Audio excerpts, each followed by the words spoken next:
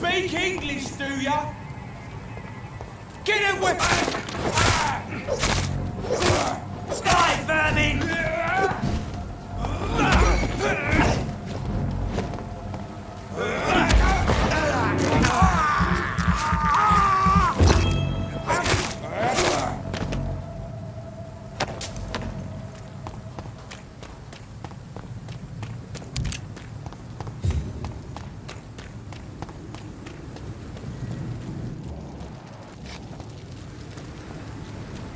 Human! Kill it! It's a leech! Kill it!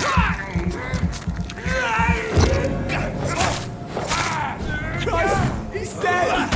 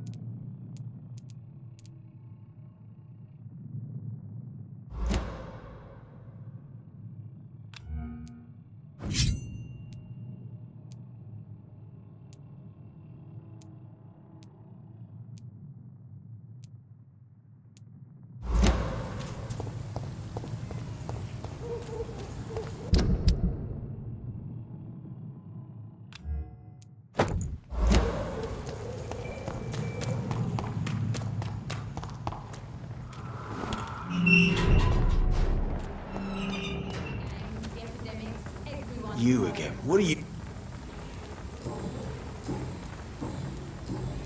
Good.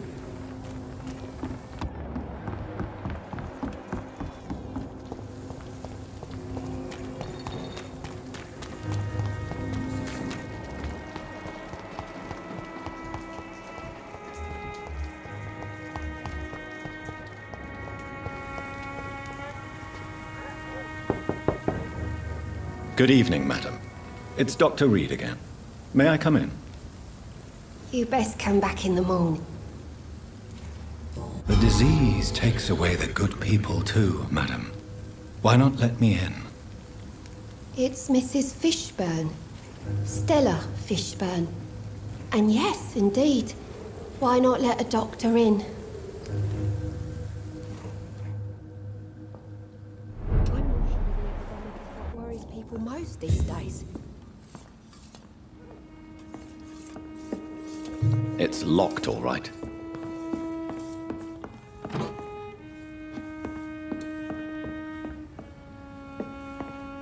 I can't remember the last time I had a good sleep. I've been nothing sorry.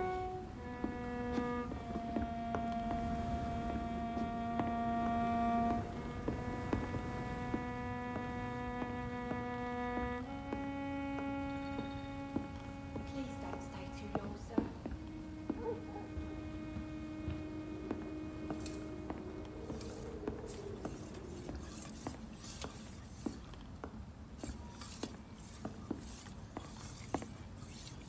So you have questions about the flu, then? Yes, among other things. Forgive my rudeness at the door. It's just my son doesn't like strangers coming in the house.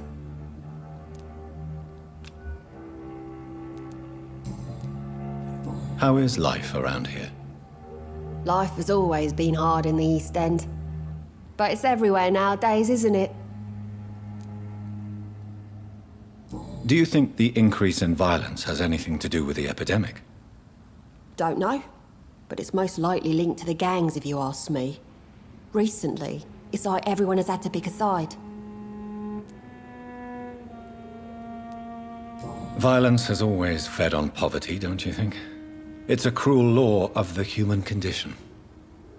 And selfishness is their rotten fruit.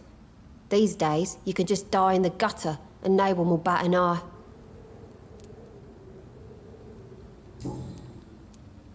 May I ask what you do for a living, Mrs. Fishburne? Since my husband died, I worked at the Dawson rope factory, but it closed before the war. I occasionally help at the night asylum, in exchange for food. Did your husband die in the war? Oh no, my Jack was a docker. He died when my Seymour was just a lad. The poor boy saw his dad slip and fall from that scaffolding.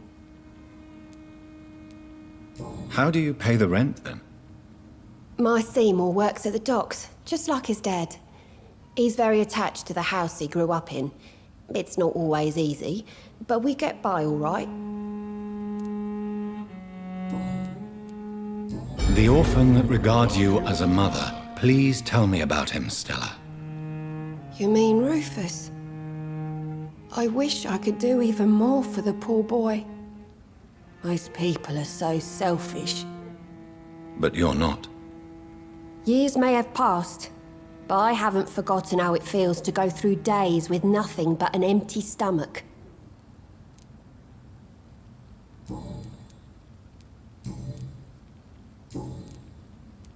I believe you may find this necklace of interest. What is it? I don't understand. It's a gift your son was hoping to give you. But I'm afraid it links him to the nearby murders. You mean this belongs to one of his victims? Jesus. I knew this day would come. Please, Dr. Reid, accept this for your trouble and leave me be. This day?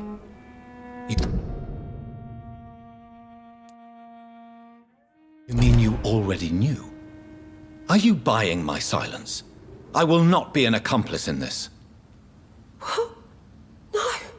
No. My son's crimes distress me more than you can imagine. But I'm his mother.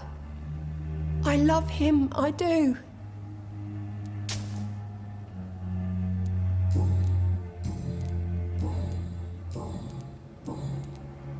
Your son's gone way beyond simply bullying people.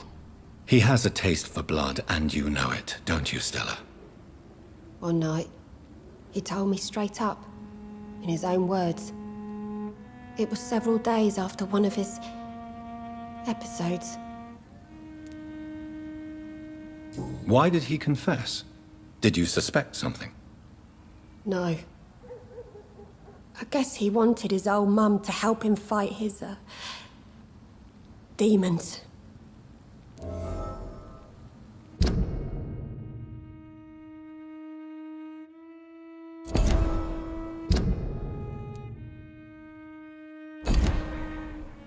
Did Seymour tell you everything that night? More than I could stand. The words he used to describe his hate, his rage, how he feels when he's done it. Stella, I know you are ashamed of your son's crimes. So why do you protect Seymour? I can't report my own son, can I? Not a burden I could bear. Burden? How do you mean? They'd hang him for sure. I won't send my only son to his death.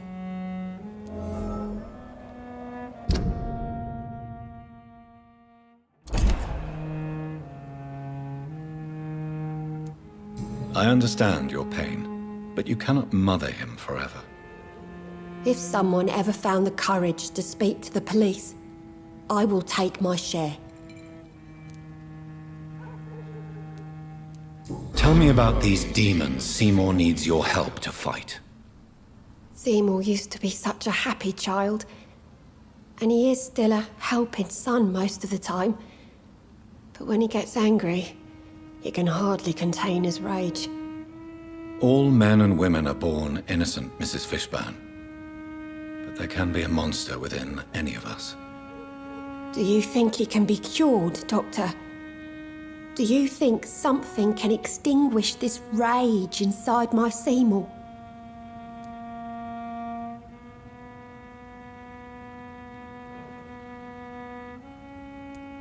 Science has only just begun to investigate the mysteries of the human mind.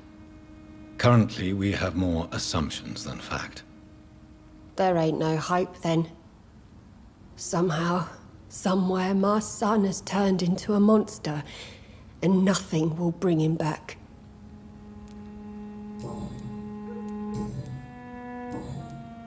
Goodbye, Miss Fish.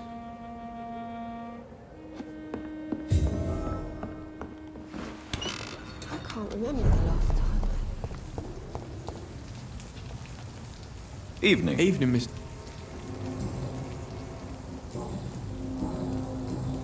So, All these whispers of monsters got folk got them in and scared. good evening. Yeah.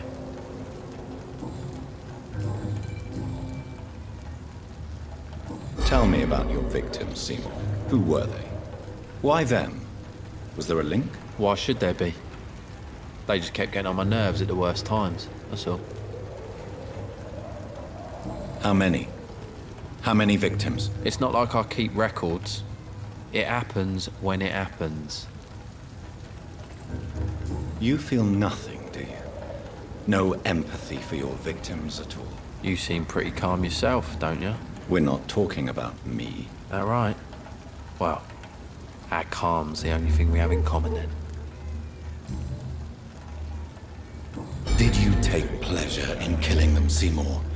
All those people, all those lives extinguished. I take no pleasure from it. Just gives me peace. Stills the anger. For a time. This rage you feel, have you ever been able to control it? Resist it? I tried. For my mum. I tried for her. Telling the truth made me feel better. For a while. Don't you think you should seek help? Talk to someone you trust, someone who cares about you. No. And don't dare speak about me to your colleagues either. Keep your mouth shut tight. Especially about my mum.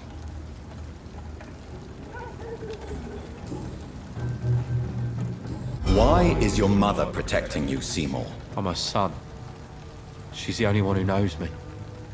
Sometimes I think she knows me better than I know myself. I understand you love her, but can't you see the awful situation you've put her in? Do you think my mum would have a better life if I were dead? She seems so sad to know me sometimes.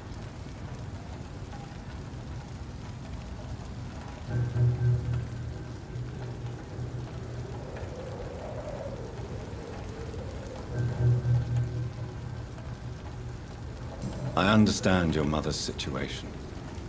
Obtaining justice at the price of betraying her own flesh. It's quite a dilemma. It might be my mum's wish that I end up swinging from a hangman's noose. But she wouldn't want to be the one who ties a knot round my neck. Goodbye,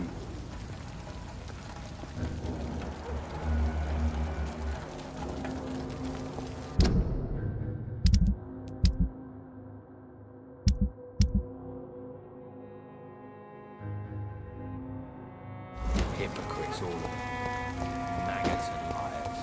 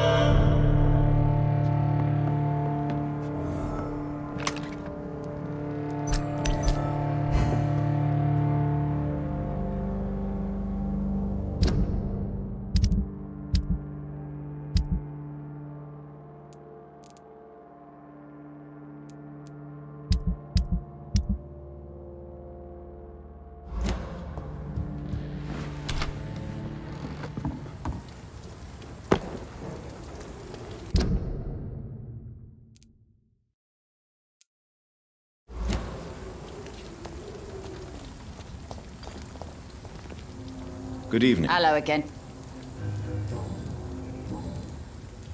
Can I... As long as you have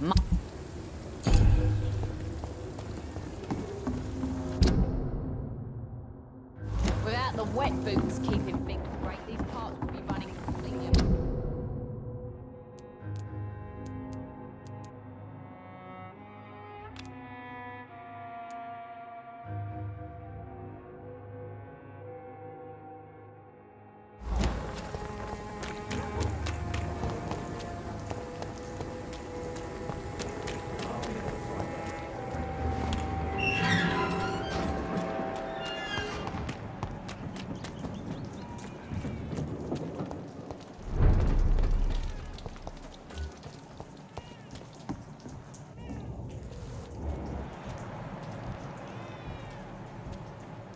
Cross the leads, boys!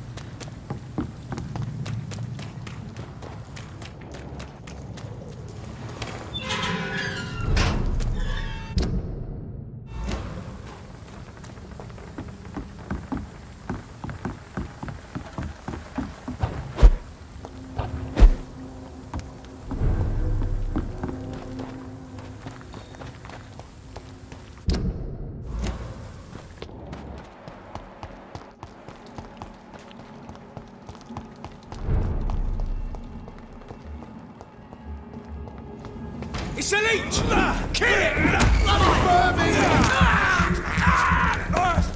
Fucking fucking beast! Stupid beast! Pay for this!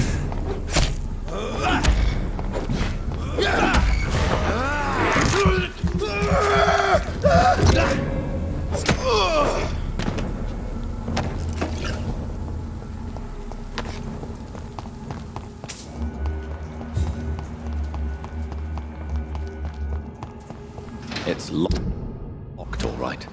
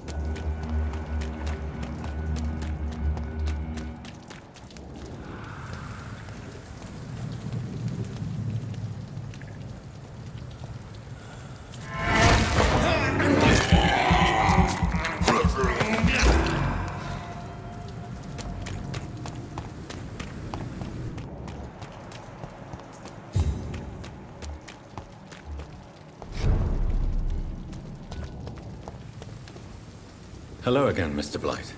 I'm happy to see Mr. Thatcher is safe for now. I'm eternally grateful, Doctor. We were total strangers and you helped us anyway. Can't thank you enough, sir.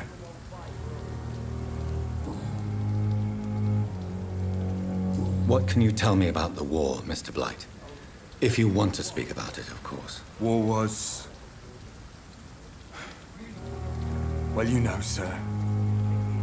The stench of death everywhere. Your mates lying bleeding in the mud. Just praying to make it through and get home. Bloody nightmare. Did you know Oswald Thatcher before the war? No. We met in the battlefield. I think we're in the same boat to France. We've stuck together ever since. I fought in France, too. I served as a field surgeon, but it was not uncommon to repel an assault, especially at night. Yeah. The first time I was wounded, I had to protect the infirmary from hostiles. Twice.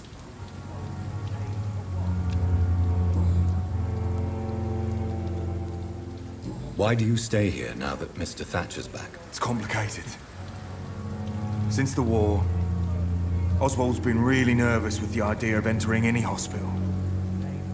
And me, I've got my own issues. Can you speak about them? Rats, sir. Even seeing one, they turn me. Just want to run. It's that fear that stopped me from going after Oswald when he left. You are always welcome at the Pembroke Hospital.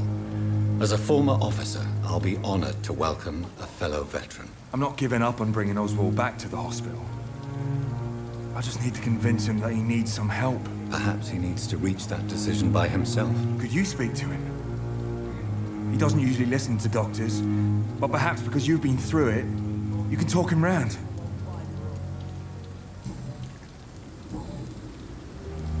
What caused your phobia of rats, Newton? It happened last year following an artillery attack. I was trapped for 2 days in a hole under 2 dead soldiers. And there were rats. Go on. They started eating me as soon as I dozed. Gnawing at my ears, my fingers, lips. I couldn't move. Couldn't call for help. I see. No, you don't.